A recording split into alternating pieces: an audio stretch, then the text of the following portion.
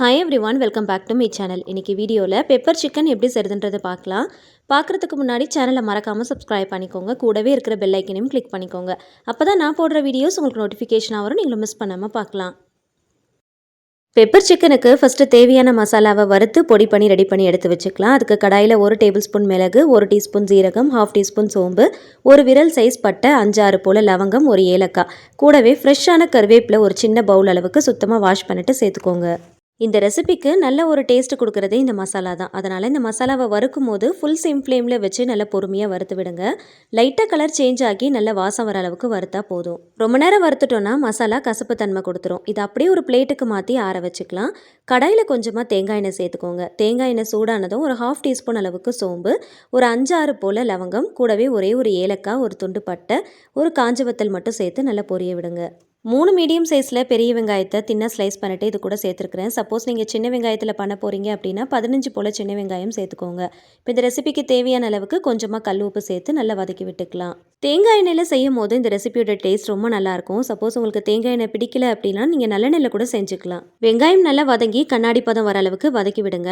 இது வதங்குற அந்த டைமில் நம்ம வறுத்து வச்சிருக்கிற மசாலாவை பொடி பண்ணி எடுத்துக்கலாம். மிக்ஸி ஜாருக்கு மாற்றி நல்லா கொரகொரப்பாக பொடி பண்ணி எடுத்துக்கோங்க. ரொம்ப நைஸாக பொடி பண்ணிடாதீங்க. இந்த அளவுக்கு நல்ல கொரகொரப்பாக பொடி பண்ணி தனியாக எடுத்து வச்சுக்கோங்க. வெங்காயம் நல்லா வதங்கணும். அப்போ தான் இந்த ரெசிபிக்கு நல்ல ஒரு டேஸ்ட் கிடைக்கும். நல்லா வதங்கினதுக்கப்புறமா 1 டேபிள் ஸ்பூன் அளவுக்கு இஞ்சி பூண்டு பேஸ்ட்டு சேர்த்து ராஸ்மெல் போகிற அளவுக்கு நல்லா வதக்கிக்கோங்க. வெங்காயம் நல்லா வதங்கினதுக்கப்புறமா இஞ்சி பூண்டு பேஸ்ட்டு சேர்த்து வதக்கும் போது இந்த அளவுக்கு நல்லா கிறிஸ்பியாகி கிடைக்கும். ஸோ இந்த அளவுக்கு நல்லா வதக்கிட்டு அதுக்கப்புறமா தான் மற்ற பொருட்கள் எல்லாமே நம்ம சேர்க்கணும். வாஷ் பண்ணி வச்சுருக்கிற சிக்கனை இது கூட சேர்த்துக்கலாம். 1 kg அளவுக்கு சிக்கன் சேர்த்துருக்குறேன். இந்த வெங்காயத்து கூடயே சேர்த்து சிக்கனை நல்லா வதக்கி விடுங்க. புளிப்பில்லாத 2 தக்காளி பழத்தை மிக்ஸி ஜாரில் சேர்த்து நல்லா நைஸாக அரைச்சி எடுத்துக்கோங்க. சிக்கன் நல்லா வதங்கினதுக்கப்புறமா தக்காளி விழுதை இது கூட சேர்த்துக்கலாம். மிக்ஸி ஜாரில் கொஞ்சமாக தண்ணி விட்டு அலசிட்டு அதையும் இது கூட சேர்த்துக்கலாம். சேர்த்துட்டு நல்லா மிக்ஸ் பண்ணி விடுங்க. தக்காளி விழுது சேர்த்து நல்லா மிக்ஸ் பண்ணதும் மூடி போட்டு ஒரு 5 நிமிஷத்துக்கு மீடியம் ஃப்ளேமில் நல்லா வேக விடுங்க. சிக்கன் நல்லா வேகும் போது ஆட்டோமேட்டிக்காக வாட்டர் எல்லாமே ரிலீஸ் ஆக ஆரம்பிக்கும். இப்போ தேவையான மசாலா பொருட்கள் சேர்த்துக்கலாம். 1/2 டீஸ்பூன் மஞ்சள் தூள், 1 டீஸ்பூன் காஷ்மீரி மிளகாய் தூள், இது கூடவே வறுத்து பொடி பண்ணி ரெடி பண்ணி எடுத்து வச்சிருக்கிற மசாலாவையும் இது கூட சேர்த்து நல்லா வதக்கி விடுங்க. மசாலா பொருட்கள் சேர்த்ததும் கைவிடாமல் ஒரு 5 நிமிஷத்துக்கு மீடியம் ஃப்ளேமில் வச்சு நல்லா வதக்கி விடுங்க. நல்லா வதக்குனதுக்கு அப்புறமா ஒரு 1/4 கப் அளவுக்கு மட்டும் வாட்டர் ஆட் பண்ணிக்கலாம்.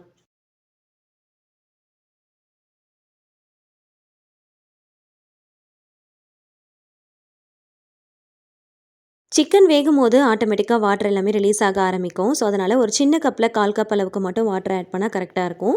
மூடி போட்டு கரெக்டாக ஒரு 15 நிமிஷத்துக்கு மீடியம் ஃப்ளேமில் வச்சு நல்லா குக் பண்ணுங்கள். நடுநடுவில் ஒரு 2 டைம்ஸ் கிட்ட ஓப்பன் பண்ணி நல்லா மிக்ஸ் பண்ணி விடுங்க. வாட்டர் எல்லாமே நல்லா ட்ரை ஆகி எண்ணெய் எல்லாமே நல்லா பிரிஞ்சு வர ஆரம்பிக்கும். ஸோ அந்த சமயத்தில் ஒரு கைப்பிடி அளவுக்கு கருவேப்பிலை கொத்து சேர்த்து கைவிடாமல் ஒரு 5 நிமிஷத்துக்கு நல்லா கிளறி விடுங்க.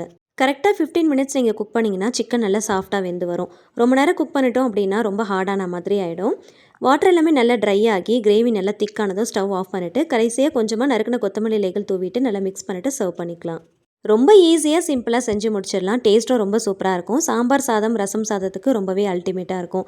வீட்லேயே மசாலாவை வறுத்து பொடி பண்ணி இந்த மாதிரி செஞ்சு பாருங்கள். டேஸ்ட் ரொம்ப நல்லாயிருக்கும். இந்த ரெசிபியோடைய வீடியோ உங்களுக்கு பிடிச்சிருந்துச்சுன்னா மறக்காமல் வீடியோக்கு ஒரு லைக் கொடுங்க. ஃபேமிலி அண்ட் ஃப்ரெண்ட்ஸ் கூட ஷேர் பண்ணிக்கோங்க. ட்ரை பண்ணி பார்த்துட்டு மறக்காமல் ஃபீட்பேக் ஷேர் பண்ணுங்கள்.